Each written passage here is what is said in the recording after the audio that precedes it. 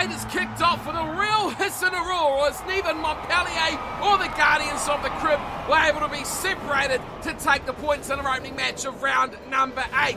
That, in turn, leaves the door slightly ajar for one of today's sides. The Celtic Dragons will be taking on the Scarlets and could potentially take that number 1 spot if they get a good result here today. Hello everyone and welcome back along to your home of rugby and the Global Rugby Challenge, a subscriber series where you guys take the field against the world's elite. Today, the Scarlets are at home and they are hosting the Celtic Dragons and potential competition winners if they get the result here tonight. The Scarlets are not a team that will be striking fear into many of their opposition so far this season, as they sit not proudly whatsoever at the bottom of the table. 12th position is where they sit, and they're the only side to go through the tournament so far without a victory. Yes, that's right, the Scarlets sit at the foot of the table with a 0-win, 7-loss record, going up against a team inside the top 2.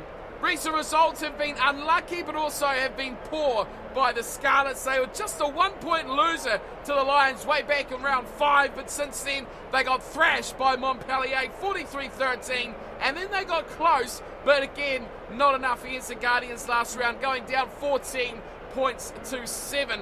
They've got a lot of standout performers in this team and plenty with international experience as well, but they just can't get those chances to those big outside backs like Johnny McNichol, Stephen Evans, and of course Lee Halfpenny, the fullback in the number 15 jumper. They'll need a lot from the Davises. These two guys certainly are the linchpins of the side. Gareth at number 9, the scrum half, and Jonathan at outside centre. The pack can definitely stand up with the best of them as well, so big performances needed from guys like Lee, Evans, Ball, Price, Shingler, Thompson, and of course the upper side flanker, Kazim, as well. Can they do it here today? Can they spoil the party? They'll certainly be wanting to do that against the Dragons, who again could be looking at their number 1 spot. And that will be the number 1 focus as well for this team. They've come out with a pretty strong looking side as well, and they'll be well aware of the task at hand to get the job done. Of course, it will be all made easier if they can pick up the bonus point as well, and no one will want to slip against this bottom place side in the Scarlets. Most recently, they've been going fairly well, have the Celtic Dragons. They've taken out a couple of the really strong sides in the competition, and the Crusaders and Leinster, beating them 27-7 and 31-7 respectively in the last couple of rounds. They're one of only 2 sides left in the competition that have not lost a matchup, and they sit with a 5-win, 2-draw, 0-loss record in second position. Only our last match drawers, Montpellier, sit above the side, and they have a real chance to make that number 1 spot their own. I've said it 100 times already, haven't I? The team they're going in for today is as follows. Starting off with the front row, Aon Mokwa will be on the loose head side, and his front row partners will be Daniel Jenkins and Jeff Peter Mukoko. Into the second row, it's a new position for Craig Anderson. The big man has played everywhere in the pack so far, and he'll be accompanying Ben Conway in the middle of the pack. Frederick Lowe will be on the blind side with captain Jordi De Rossi on the open side of the back row, and of course Max Moriarty will be lining up at number 8.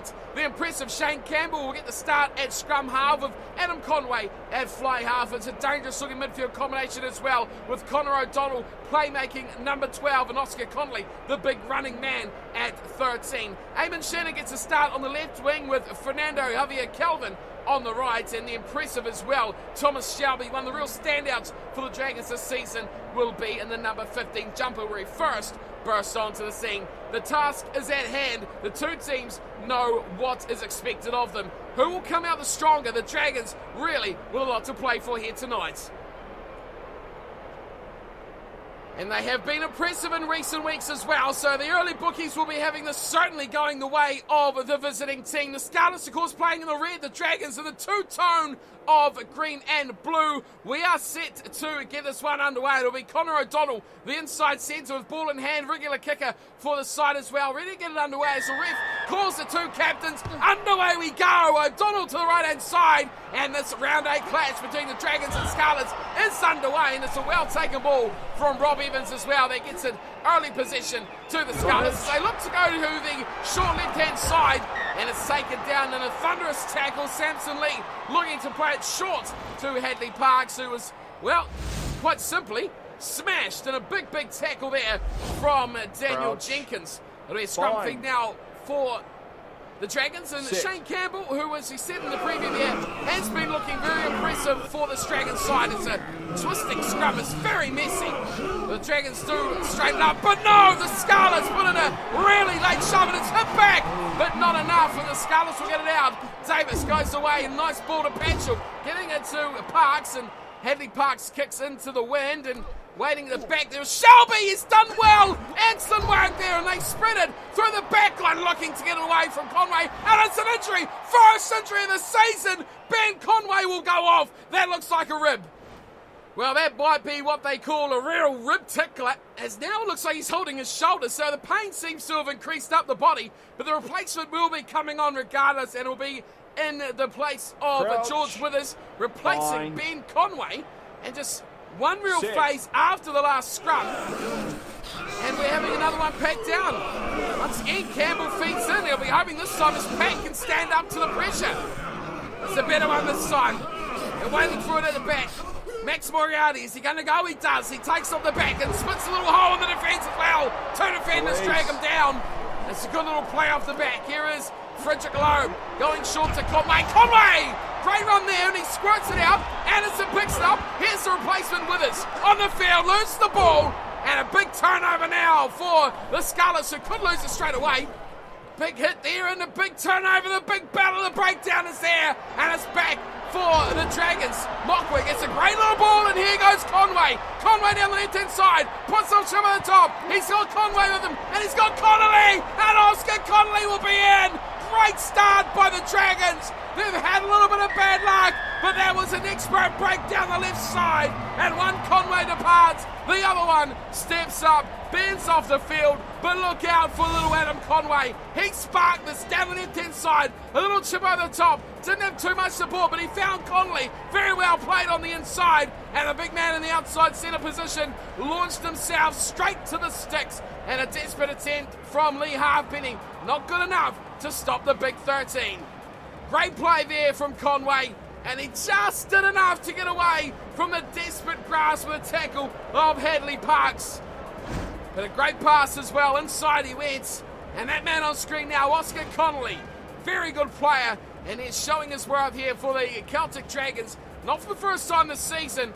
It's an impressive year for the side, and a good start finally comes away. It's been a bit of a stop-start battle as well between the two sides. The knock-ons, the injuries, and all sorts going astray at the moment. There's been a few scrums in the game, but finally, it is the Dragons that settle things down, and they score the first try, 7-0. They lead the Scarlets after just a quarter of an hour gone. Back to Lee Halfpenny on the halfway line, and he will get us back underway. Needs something here, the Scarlets, to try and get back in this matchup. A short one, and Loeb had to really stretch for that. He's lost it though. Great work in the tackle from Parks. He offloads beautifully as well, and it's a chance for Blake Thompson to get the wheels rolling. Here's Patchell. Oh, and that is another big tackle there. Kazim. Oh, and a penalty to boot as well. He's a very good player on the open side as Josiah Kazim, but that time he was hit hard and wrapped up. Well, look at the position of this penalty. It's right in the middle of the park. And it's really a difficult spot to go left or right, but O'Donnell, he looks to the left side. There's no one back there. That is an extraordinary kick from the inside centre. Connor O'Donnell for the Celtic Dragons. Spotted no one on the far side. He has bounced that pinpoint perfectly into touch, and a real attacking chance to strike twice in a couple of minutes. Campbell goes to Conway. Conway shimmies. Conway's over. Oh, brilliant. The little man has really stood up with the number 10 jumper tonight. Simple play off the line out, straight out to Conway, and he just planted that right foot and went straight past a weak defensive effort from the Scarlets. Anderson at the front. Campbell, bullet pass there. Bang. Sweeping pass. Oh, it was Lee Halfpenny as well. He will be utterly distraught that he's let the little man through there. It's a bit like Shane Williams, isn't he? He's deceptively quick, but he's on his feet, he's light, and he's very agile. And he sneaks through little holes, and that close to the line. Normally power is the way teams go. Today, though, It's the little man getting the job done, and Adam Conway grabs his first try of the matchup, and the second for the Dragons. It's all the back players doing it today. Oscar Connolly as well with the first. But a good little play off the line out. Simple stuff. Seems often overcomplicated, and the defence there of the Scarlets certainly did as well. They were looking for something wide. They were looking for something deceptive. They didn't find it, and he found the little man stepping his way through this guy and in for the second try of the game. 25 gone. It's 14-0. The Dragons lead the Scarlets. It's much like we expected, and they are well on their way to topping the table after their 8th round fixture. And here is Mukoko. And the little man has a bit of a run there. Here he is, Conway, going to Mokwa. Now they look to spread it through the back line. And here is Oscar Connolly once more. Oscar up to the 10-metre line. He throws it out to O'Donnell, who gives it to Craig Anderson. And he takes a tackle as the big man always does. Jenkins away to O'Donnell, who's certainly capable at 10. He's been ripped in half. Hadley Parks is all over it. Big tackle there from the Scarlets inside centre. Oh, there was something top drawer. And Parks just tore him to pieces. Up and over the ball. He had no chance of holding on to that at all. Under pressure now, Jenkins gets it to Anderson, and Campbell goes away to Conway, who's looking to, oh my word, put the ball downfield, and that is an absolute devastating tackle. It's a yellow card, it's swift, and it is concise by the referee, and Blake Thompson is off to the bin for 10 minutes now following that. Now O'Donnell looks like he's going to keep it simple for this one. Oh, he's not put it out. A mistake from O'Donnell, and Kazim comes running back. It was a whisker from the touchline, but he's kept it in very well. Goes back to Patchell, who's kicked this long, maybe too long. Shelby's there, Shelby watches, and Shelby lets it over the dead ball line. So a good opportunity there to play a little bit of territory for the Scarlets. They've really messed it up too, just a little bit too deep. Bind. Almost giving them a great territorial advantage, but they've lost a man in the bin. And look at that. Patchell is actually lining up at number 8. Something you don't normally want to see. Reece Patchell sitting there. Here's a run. Here's a real run. Campbell running through everyone. A little grubber in behind, and Campbell scores. Oh my goodness me, that is top shelf rugby. Not very often you see a scrum half go for a real scamper like that, but Shane Campbell has the confidence of a master. He picks up, he runs away from Gareth Davies, he runs away from Johnny McNichol, he spots a hole, goes through, covers the pass, Lee Halfpenny, and then dives on the ball, keeps the fullback out of the picture, and scores a great try. No one stood in his way. He just ran, and everyone was waiting for the pass. Halfpenny come up and overcommitted, and that's where the grubber really did him in as he ran too far past it, couldn't commit to the tackle, the ball was on the floor, and Shane Campbell, well, he's stepped up, hasn't he, in the last few weeks. Another solo individual piece of brilliance from a Dragons player, this time it's the little number 9. And the little men getting the job done. Adam Conway and Shane Campbell really not even combining well. They're just doing it by themselves well. And the Dragons are up 3 tries to zip as we head almost to half-time. 21-0's the score, and the Scarlets really have added nothing to this matchup in the first half. It is half-time. The two teams head off, and there is a distinct difference in the attitude as they head to half-time. 21-0's the score, and you can tell by having a look at those stats, there is only one team in this matchup at the moment. The Celtic Dragons all over the Scarlets, as you'd expect. 2nd versus 12th. There is a big gulf in class between these two teams. The Dragons have controlled the game, possession, territory, everything has been on their side. The Scarlets have hardly really launched an attack into their 22, let alone into their half. So it's really difficult to see how they're going to storm back into this one. It would need one hell of an impressive second 40 minutes, and it's hard to see them really putting anything like that together on recent form. Let's talk about the Dragons, though. Really good standout performance throughout. They've been doing everything right. The scrum, the set piece has been under pressure. They've somehow come away with it. And, of course, the high tackle yellow card to Blake Thompson really has hurt their chances. He'll return after the halftime break, but already behind by 3 tries, all converted as well. 21-0. It looks like a hard and long road back for the Scarlets as the Dragons search for one more try, grab that bonus point, and search for that number 1 spot. Of course, there was one stat there that was of real interest. That was injuries as well. So the loss of Ben Conway, I wonder how long he's going to be out for. That could be really interesting if we lose a player for a distinct amount of time. It's underway we go, and Mokwa, he's left a bounce, which is a real error, and he gets it somehow back, and Moriarty thunders upfield. Real good run there from the number 8. Here's Campbell, goes short to O'Donnell, ready to win that ball.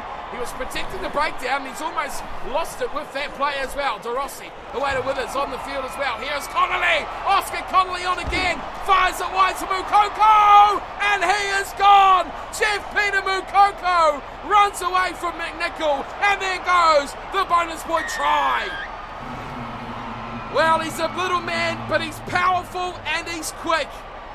Most backline players would have run him down. McNichol didn't have the head start he would have liked. Here is where it was lost. Bang! And you see all those Scarlets players flat-footed, facing the wrong way. They turn around, but the head start was too much for little Jeff Peter Mukoko, who scores in the right-hand corner. Again, it's Oscar Connolly. He's been the real hero of his side, and he's launched another scathing attack through the Scarlets defence, and straight after halftime, it hasn't taken long. It's only been minutes, and already we have our first try of the second. And unsurprisingly, you can say it goes in favour of the away team, who are certainly a class above here tonight. Not even 5 minutes into the second 40, and we're lining up the first conversion of the second half, and it goes the way of the Celtic Dragons, and it is Connor O'Donnell, and he has been flawless tonight. Great kick as well. But Oscar Connolly really has been a standout for these Dragons. And who did you find? Little man, Jeff Peter Mukoko, the tight end prop, doing some hard work down the tram lines. Well, it's piling on the misery at the moment, isn't it, for the Scarlets as they get the game back underway with a short kick to find Loeb, who's all by himself, but no one from the Scarlets is really interested in putting that ball away. And here is Shane Campbell putting it high. That is an interesting kick. A very interesting kick as up they go. But Lee Halfpenny more than equal to it. Release. Anderson trundling through, puts in a big hit there on the Scarlets fullback. As now we see a little bit of attack from the Scarlets as they come out wide. And Shingler does very well, keeping it alive to Jonathan Davis, who's skipped out of one before going back to McNichol, and he kicks over the top. Shelby leads the charge back as he's got 3 or 4. Oh, is this going to go too deep? No, yes, it is. Well, he really risked that, didn't he? Leaving it quite late. And Jonathan Davis was scorching into the end goal. But Crouch. It just goes dead in goal. Shelby really has the patience of a saint to leave that ball so long. It's quite incredible. Here is the scrum and a look taken down. Campbell feeds, and at the back once again is Max Moriarty. This time Campbell fires out, misses out, goes to O'Donnell, and coming back round is Conway, but he doesn't get the receiving the ball. Here is Mukoko away to Moriarty, and Mokwa in midfield as well. Oscar Connolly once more having another go as Connolly. He had 2 men outside him, and no one wants to help out there. A great turnover. Stephen Evans gets it now. McNichol saving through one. Great ball out wide, and foot race now. Jonathan Davis up against Thomas Shelby. Here comes Conway as well. They're all involved, but it is Shelby. Release. Gets back and makes the tackle. Excellent work as well from Calvin as they go into midfield, and Patchell has a bit of a run. Now they cut back to the left side, and again it's another big effort from Jonathan Davis. He's going to lose this ball, has he? No! Referee tells him to get out of it. They cut from the left back to the right. Oh, it's left and right. It's to and fro. That's through the middle goes Samson Lee. The heart of the defence holding tight. Davis gives a Shingler back to Davis as he's taken in a great tackle, and another entry. Jonathan Davis now. Oh my goodness, we haven't had any all season long, and now we got 2. Looks like something around the eye, but that is a huge loss. Neck it is, in fact, as he changes again. But to lose the guy like Jonathan Davis at a time like this, Hughes comes on, and he's just been heavily involved. There was about 4 or 5 phases. That was all about Jonathan Davis. Fed in from Gareth Davis, who's still on the park. And a great scrum too from the Scarlets. Davis picks up, he goes to a little scamper, finds it to Parks, who's, well, really done nothing much of that at all. He's lost his midfield partner, he's got real pressure on him now, as Samson Lee has a bit of a scamper. It's got to be a penalty here, it's got to be a penalty, it is indeed. And it's there for, well, he didn't really want, he didn't want to kick it there, Mukoko, and it's gone away to O'Donnell, who's been smashed, and the Scarlets sent it back. It's a bit of a dummy, it's a run, and they come out wide, it's a real chance. It's inside from Hughes, and a try for Kazim. Instant impact off the bench, and Hughes grabs the assist, but it is the South African, Ozea Kazim, who scores the opening try for the Scarlets. They had to, didn't they? They've been down here for so long that it took them an age to put it away. Here's Hughes, back inside, brilliant ball. Loeb did what he could, but it wasn't enough. And the two substitutes go over the line together. Gareth Davis, great little ball from him. And it was out wide, Blake Thompson to Hughes, back into Kazim. And he squirts it down just to the left of the sticks. Great try. Scarlets really put on a lot of pressure to score that. And not for the first time, it is in fact the third week in a row now that the opposition has scored 7 against the Celtic Dragons. Defence questionable against the bottom of the table side. 10 to go. Lee Halfpenny puts over the extras, and it now puts the scoreline out to 28 points to 7. The Celtic Dragons still in control, but a little bit back now for the Scarlets.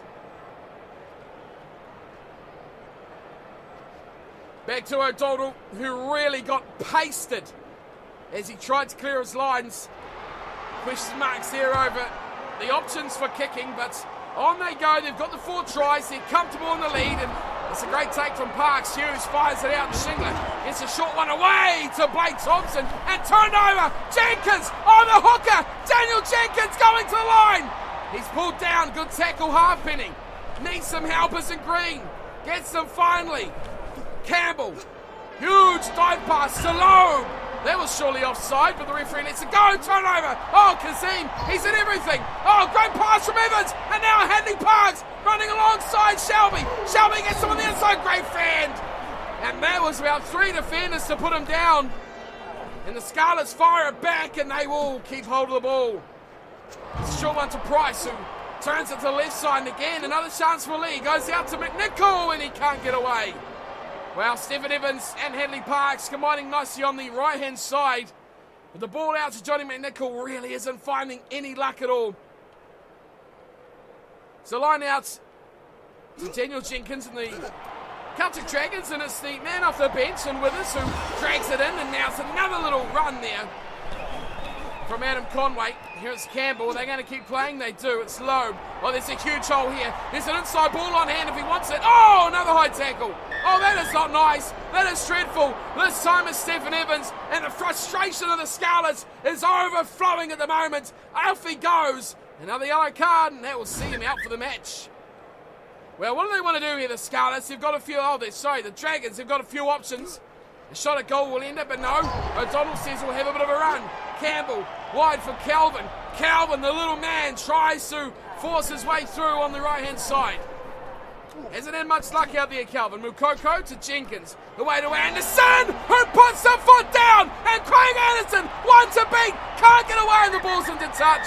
Oh, Shannon, luckless on the left-hand side. But the Dragons celebrate. What a run to close out from Craig Anderson. Just couldn't get the power game going to drive his way home. Full time goes, and it is the Celtic Dragons with an impressive first 40 minutes that put away the Scarlets 28 points to 7, and that will be enough to put them at the top of the table. 4 tries to 1, and it was over at half-time ultimately when they were up 21 points to 0. The second 40 minutes, however, was all tied up at 7 points to 7. The Scarlets, 1 try in the second spell. It was to their big open side flanker, Ozea Kazim, who scored it off a brilliant play from replacement Hughes. And that was the real story of today's matchup, wasn't it? The 2 injuries, of course, to each side. 1 apiece, I should say. Lee Halfpenny converted, and then it was the Celtic Dragons who really controlled this throughout the match. Jeff Peter Mukoko scored a scorcher down the right-hand side. Shane Campbell, individual brilliance to score his try. Adam Conway, much the same as well. A set-piece play, a little jinking step, and here's over for the Dragons, and Oscar Connolly showed just how good he is in midfield with a strong performance all round, picking up his 1 try. Connor O'Donnell, perfect from the boot as well, playing a number 12 jumper inside centre this week, nailed 4 out of 4 from the tee. Well, it was controlled all through the 80 minutes from the Celtic Dragons. Possession and territory, both 60-40 to the away side. The injuries, of course, a big talking point. And, of course, I guess you could say the handling errors were pretty tidy. It was a big set-piece battle. Both sides had a bit of it, but you'd say the Scarlets were probably the better set-piece side throughout the matchup. The 2 high tackles and the 2 yellow cards were certainly the death of the Scarlets as this match wore on. They certainly created chances, though. 4 line breaks to the Scarlets. They only converted 1 of those into a try. And the Dragons, they made 9. They scored 4 tries. They came what they had to do, and they did just enough against the bottom place side. They'll be happy with that, though. 5 points in the bank, and they should now sit top of the table, overtaking Montpellier. This is the first time in a long time we have seen someone other than the French club at the top of the table.